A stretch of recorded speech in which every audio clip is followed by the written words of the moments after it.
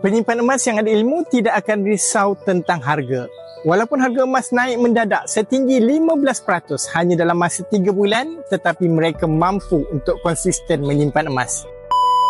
Ini adalah antara kelebihan akaun emas Gap. Anda sebenarnya tidak perlu risaukan harga emas kerana anda ada pilihan untuk menabung gram emas mengikut bajet dalam poket anda, bukan pada harga emas. Bermakna walaupun harga emas tetap akan naik, anda hanya perlu fokus pada berapa yang anda mampu simpan setiap bulan. Dengan simpanan serendah RM100, anda bukan sahaja telah menyelamatkan duit anda dari habis digunakan, tetapi gram emas anda akan sentiasa bertambah. Walaupun simpanan di akaun Gap tiada komitmen, bermakna tiada syarat wajib untuk menyimpan, tetapi sesiapa yang konsisten menyimpan, mereka adalah dalam golongan yang berjaya.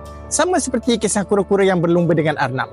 Walaupun perlahan, tetapi kura-kura tetap menang kerana tidak berhenti berjalan. Bagi yang ingin mengukuhkan kewangan dengan simpanan emas fizikal, anda boleh rujuk pin video saya untuk langkah-langkah pendaftaran akaun Public Gold, dan saya akan bimbing anda dalam cara dan langkah-langkah simpanan emas yang terbaik untuk anda.